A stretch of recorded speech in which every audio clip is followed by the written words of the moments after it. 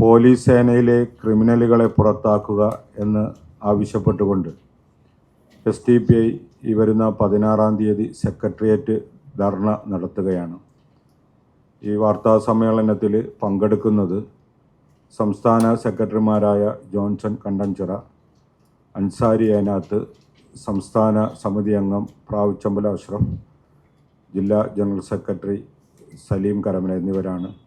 ഈ വിഷയത്തെ സംബന്ധിച്ച് കൂടുതൽ വിവരങ്ങൾ പാർട്ടിയുടെ സംസ്ഥാന ജനറൽ സെക്രട്ടറി ജോൺസൺ കണ്ടഞ്ചിറ നിങ്ങളോട് സംസാരിക്കും.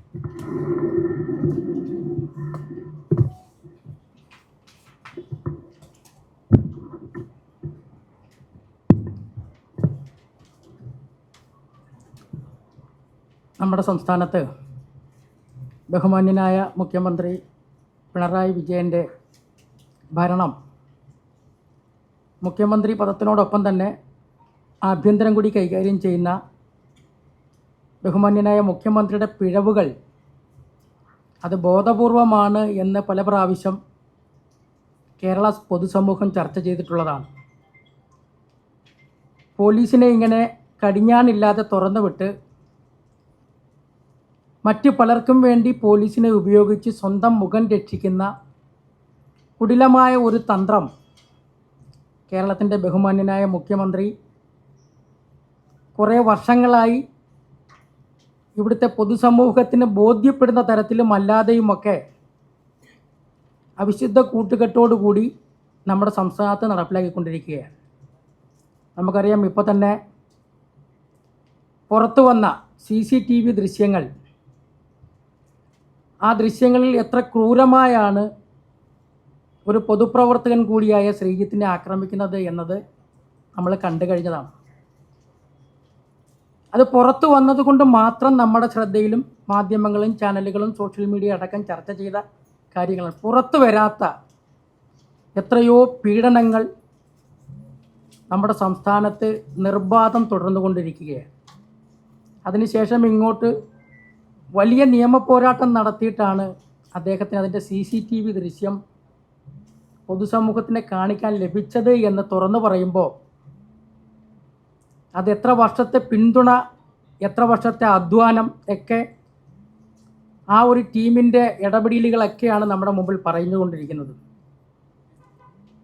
കേരളത്തിൽ ഇത് നിർബാധം തുടർന്നുകൊണ്ടിരിക്കുന്ന സാഹചര്യത്തിൽ നേരത്തെ സൂചിപ്പിച്ചതുപോലെ കേരള സമൂഹത്തെ, വിശിഷ്യ ഇന്ത്യ രാജ്യത്തെ ജനപക്ഷത്ത് നിൽക്കുന്ന ഒരു രാഷ്ട്രീയ പ്രസ്ഥാനം എന്നുള്ള രീതിയിൽ സോഷ്യൽ ഡെമോക്രാറ്റിക് പാർട്ടി ഓഫ് ഇന്ത്യയും കേരളത്തിൽ പ്രതിഷേധങ്ങളുടെ തുടക്കം കുറിക്കുകയാണ്.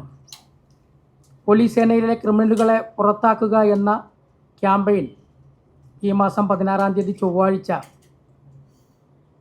സെക്രട്ടേറിയറ്റിന് മുമ്പിൽ ധർണ നടത്തി കേരളത്തിലാകമാനം പ്രതിഷേധങ്ങളെ ശക്തമാക്കിക്കൊണ്ട് ഭരണകർത്താക്കൾക്ക് മുന്നറിയിപ്പ് കൊടുക്കുക എന്നുള്ളതാണ് social democratic party of India ഉദ്ദേശിക്കുന്നത്.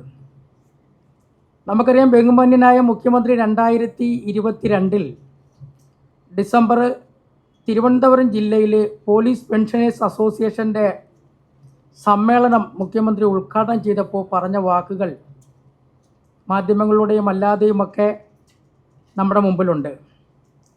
അദ്ദേഹം പറഞ്ഞത് ക്രിമിനലുകളെ നേരിടാനാണ് പോലീസ്, സേനയിൽ ക്രിമിനലുകളെ വേണ്ട, അത്തരക്കാരെ ഒരു കാരണവശാലും വെച്ച് പൊറുപ്പിക്കില്ല എന്ന് വളരെ ധീരതയോടുകൂടി ഒരു മുഖ്യമന്ത്രി അവിടെ ആ വേദിയിൽ പ്രഖ്യാപിക്കുമ്പോൾ, അല്ലെങ്കിൽ അദ്ദേഹം അത് പ്രസംഗിക്കുമ്പോൾ, അത് കൃത്യമായി അത്തരത്തിലൊരു ഇടപെടലുകൾ നടത്താൻ, സ്വന്തം പ്രഖ്യാപനം അത് പ്രാവർത്തികമാക്കാൻ കേരളത്തിൻ്റെ പ്രിയങ്കരനായ മുഖ്യമന്ത്രിക്ക് സാധിക്കാതെ പോയി എന്ന വസ്തുത നമ്മുടെ മുമ്പിലുണ്ട്. അദ്ദേഹം തന്നെ ചില ചോദ്യോത്തരവേളയിൽ പറഞ്ഞത് 828 ക്രിമിനലുകൾ പോലീസ് ഉദ്യോഗസ്ഥന്മാരായി നമ്മുടെ സംസ്ഥാനത്ത് ഉണ്ടെന്ന അദ്ദേഹം നിയമസഭയിൽ പറയുകയാണ്. എന്നിട്ട് അദ്ദേഹം ചീഫ് സെക്രട്ടറിക്ക് നിർദ്ദേശം കൊടുത്തു, അതിൽ ഭൂരിപക്ഷം പേരെയും പിരിച്ചുവിടണം എന്ന നിർദ്ദേശവും കൊടുത്തിരുന്നു. ദൗർഭാഗ്യവശാൽ അത് ആ പേപ്പറിൽ മാത്രം ഒതുങ്ങി. ഈ 822 ക്രിമിനലുകൾ ഇന്ന് കണക്കെടുക്കുമ്പോൾ അതിൻ്റെ ഇരട്ടിയിലധികം ക്രിമിനലുകൾ ഉണ്ട് എന്ന് വസ്തുത നമുക്കൊക്കെ ബോധ്യപ്പെടുന്നതാണ്. അപ്പോൾ അത് ഹൈക്കോടതി ചോദിക്കുമ്പോൾ അദ്ദേഹം പറഞ്ഞത് പോലീസ് സേനയുടെ ആത്മവീര്യം ചോർന്നു പോകാൻ പാടില്ല, അത് തകരും എന്നുള്ളത് കൊണ്ടാണ് അദ്ദേഹം എന്ത് ചെയ്യാത്തത്, നടപടിയെടുക്കാത്തത് എന്ന നിരുത്തരവാദപരമായ ഒരു മറുപടിയാണ് പറയേണ്ടിയിരുന്നത്. ഹൈക്കോടതി അത് തിരിച്ചു ചോദിച്ചു.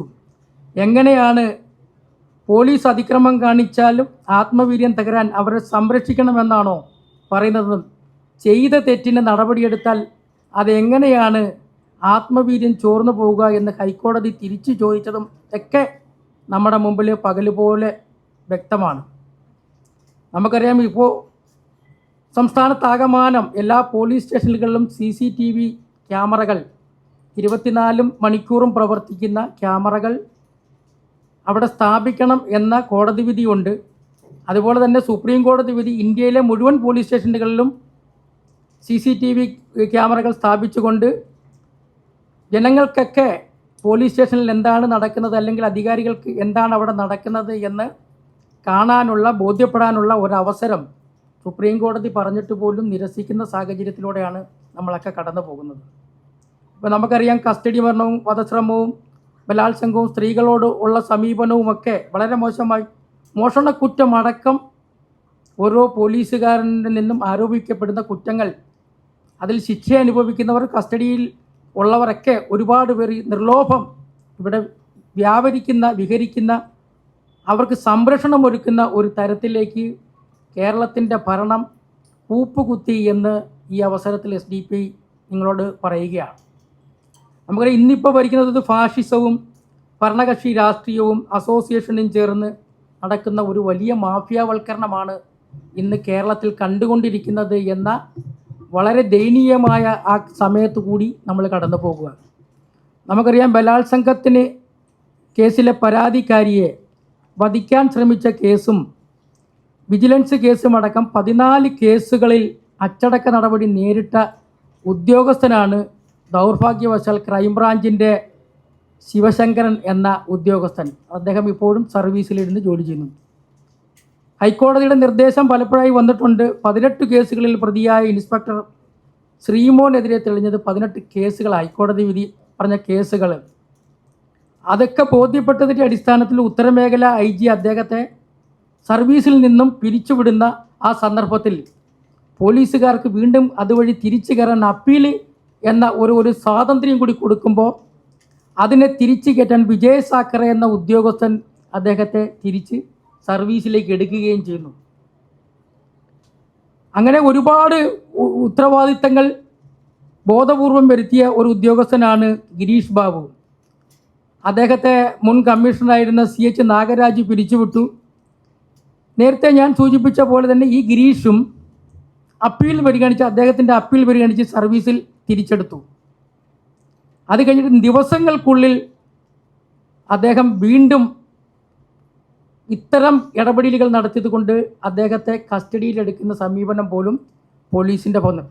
എന്ന് വെച്ചാൽ ഞങ്ങൾ പറയുന്നത്, എന്ത് അതിക്രമം കാണിക്കാനും ഒരു ലൈസൻസ് പോലീസിന് കൊടുക്കുന്ന ഒരു ഭരണ സംവിധാനം, അത് രാഷ്ട്രീയത്തെ മറയാക്കി, അല്ലെങ്കിൽ അവരെ അസോസിയേഷനുകളെ മറയാക്കി ബോധപൂർവം ഇത്ര ഇടപെടലുകൾ നടത്തുമ്പോൾ ജനപക്ഷത്ത് നിന്ന് നിൽക്കേണ്ട, അല്ലെങ്കിൽ ജനങ്ങളോടൊപ്പം നിൽക്കേണ്ട നിയമപാലകർ പലപ്പോഴും പ്രതിസ്ഥാനത്താകുന്ന സാഹചര്യത്തെ ചോദ്യം ചെയ്തുകൊണ്ടാണ് ഇവിടുത്തെ പൊതുസമൂഹം മുമ്പോട്ട് പോകുന്നത്. പക്ഷേ ഈ രാജ്യത്തെ ഓരോ പൗരനും കൊടുക്കുന്ന അവകാശം, അവൻ്റെ മൗലികമായ ഫണ്ടമെൻ്റൽ റൈറ്റ്സ് പോലും ഏതെങ്കിലും അപ്പീലുകളിൽ കൊടുക്കുമ്പോൾ അതിന് കൃത്യമായ മറുപടി പോലും പറയാൻ കഴിയാത്ത സാഹചര്യം, അങ്ങനെ പരാതിക്കാരുണ്ടെങ്കിൽ അയാളെ ഭീഷണിപ്പെടുത്തി തങ്ങൾക്ക് അനുകൂലമാക്കുന്ന സാഹചര്യങ്ങൾ, ഇങ്ങനെ കേരളത്തിൻ്റെ മണ്ണിൽ നമ്മുടെ സംസ്ഥാനം ഭരിക്കുന്ന ആഭ്യന്തര വകുപ്പ് കൈകാര്യം ചെയ്യുന്ന ഇടതുപക്ഷ ഗവൺമെൻറ്റും അതിന് നേതൃത്വം കൊടുക്കുന്ന ബഹുമാന്യനായ പിണറായി വിജയൻ അടക്കമുള്ളവർ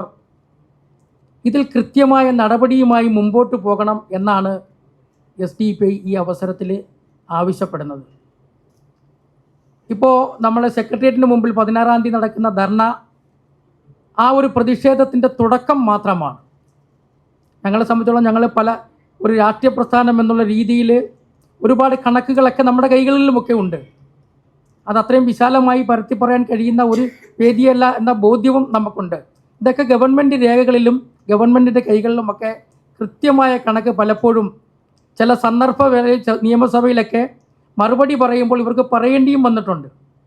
ഈ ഒരു സാഹചര്യത്തിൽ കേരളത്തിൻ്റെ ജനപക്ഷത്ത് നിന്നുകൊണ്ട് SDP ഈ സമരം ഒരു വലിയ പ്രക്ഷോഭമാക്കി മാറ്റാൻ ഞങ്ങൾ തീരുമാനിച്ചിട്ടുണ്ട്.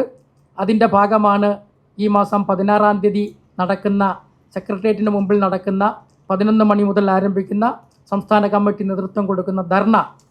ഇതിൻ്റെ ബാക്കി പ്രക്ഷോഭങ്ങൾ കേരളത്തിലെ മുഴുവൻ ജില്ലകളിലും ഏറ്റവും അധികം പോലീസിൻ്റെ ഭാഗത്തുനിന്ന് പീഡനം അനുഭവിച്ചിട്ടുള്ള ഒരു രാഷ്ട്രീയ പ്രസ്ഥാനം എന്നതുകൂടി ഞങ്ങളുടെ അടക്കം ഒരുപാട് രാഷ്ട്രീയ പാർട്ടിയുടെ നേതാക്കന്മാരെ, പാർട്ടി പ്രവർത്തകരെ, അനുഭാവികളെയൊക്കെ കള്ളക്കേസിൽ കുടുക്കി ഒരുപാട് ഇടപെടലുകൾക്കും ഒരു അനുഭവങ്ങൾ ഉള്ള ഒരു ഇരയാക്കപ്പെട്ട ഒരു പ്രസ്ഥാനം എന്നുള്ള രീതിയിലും ജനപക്ഷത്ത് നിന്നുകൊണ്ട് ഇത്തരം പ്രക്ഷോഭങ്ങൾക്ക് നേതൃത്വം കൊടുക്കാൻ പാർട്ടി പ്രതിജ്ഞാബദ്ധമാണ്.